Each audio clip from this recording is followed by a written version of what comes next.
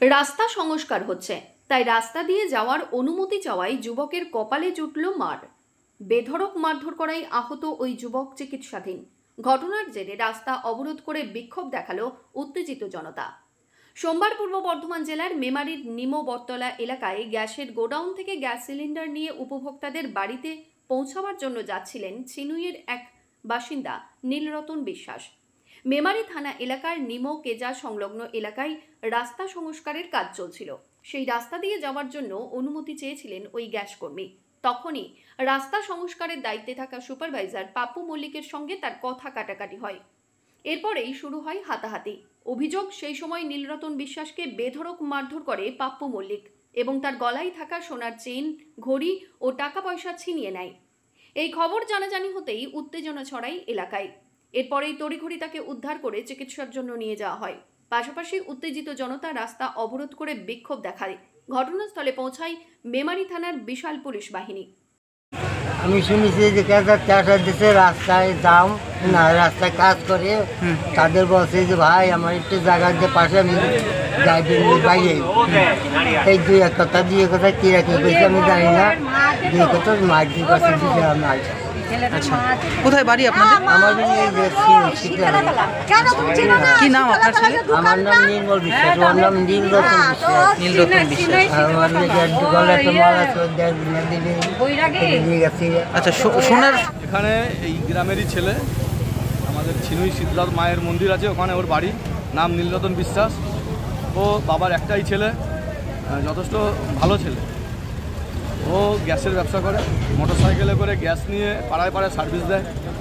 এই নিমো থেকে কেজায় রাস্তা সারাইয়ের কাজ হচ্ছে। স্থায়ীভাবে জেসিবি ছিল। ও বলে যে জেসিবি তাহলে হচ্ছে আমরা বেরোতে পারি। তখন হচ্ছে ওরা সাইড দেয়নি। তখন বলেছে তাহলে এলাকার নেতৃত্ব কে আছে, নেতৃত্বের সঙ্গে কথা বলি। এই নেতৃত্বের কথা কেন বলা হলো, সঙ্গে সঙ্গে ওকে এলোপাথারি মার, এবং ওর গায়ে একটি 22 গ্রাম ওজনের একটা সোনার চেন ছিল, সেটাও ছিঁড়ে নিয়েছে। এই যে আমাদের এলাকায় এই যে সন্ত্রাসবাদী, এই যে আতঙ্কবাদী ঘোরাঘুরি করছে, আমরা এর বিরুদ্ধে আজকে রাস্তা অবরোধ করেছি। কারা মেরেছে? এই গ্রামের ভেতরই। আমরা একজনের নাম, ওর মুখ থেকে আহত, ও সবার নাম বলতে পারলো না। পাপ্পু মল্লিক বলে একজনের নাম বললো, ও হচ্ছে মাংস বিক্রি করে, মাংস কাটে বলে জেনেছি। তো এই যে সন্ত্রাস তৈরি করার চেষ্টা হচ্ছে এলাকায়, তো আমরা এর বিরুদ্ধে রাস্তায় নেমেছি। আমরা নীরবে থাকবো না। সেকে মেরেছে তার নাম? তার নাম নীলরতন বিশ্বাস। বাড়ি ছিনুই শীতলাতলায়। কত বয়স হবে ওর? বয়স ওই 30-32। এখন কেমন আছে? অসুস্থ, মানে খুব ভালো রকমের ইনজিওর হয়েছে, অনামে ট্রান্সফার করা হয়েছে, এটুকুই জানতে পেরেছি। ওটা নিয়ে আমাদের নতুন রাস্তা হচ্ছে, এই দিক দিয়ে কেজাই যাচ্ছিল রাস্তায় এবং রাস্তা খোঁড়াখুড়ি চলছিল। জিসিবি দিয়ে ও বলেছে একটু সাইড দাও, এখানে যে নেতা আছে একটু বলে যে আমি গাড়িটা নিয়ে বেরিয়ে যাই, গ্যাস একটা আমাদের নিত্য প্রয়োজনীয় জিনিস। তখনই ওইখানে পাপ্পু মল্লিক, নেতা তুই বিজেপি করিস, এইভাবে করে ওর গলায় চেন ছিল সেটাও নিয়ে গেছে খুলে, এবং ওকে বিশাল মারধর করেছে। আমাদের মেমারি থেকে অনাময় ট্রান্সফার করেছে। এতটা খারাপ অবস্থা।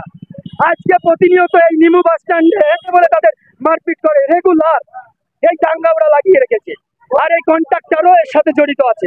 রুগীকে এখানে দাঁড় করিয়ে রেখে দিয়েছি, 1 ঘন্টা হয়ে গেল, এখনো কোনো স্টেপ নেয়নি, এবং ওই পাপ্পু মল্লিককে অ্যারেস্ট করেনি।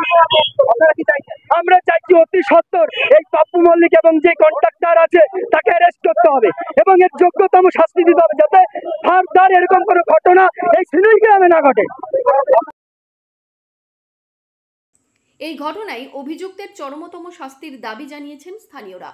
ইতিমধ্যেই এলাকার সিসিটিভি ফুটেজ দেখে এবং স্থানীয়দের সঙ্গে জিজ্ঞাসাবাদ করে ঘটনার তদন্ত শুরু করেছে মেমারি থানার পুলিশ। আনোয়ার আলী ও মৃত্যুঞ্জয় যশের রিপোর্ট, সংবাদ আজকে নিউজ।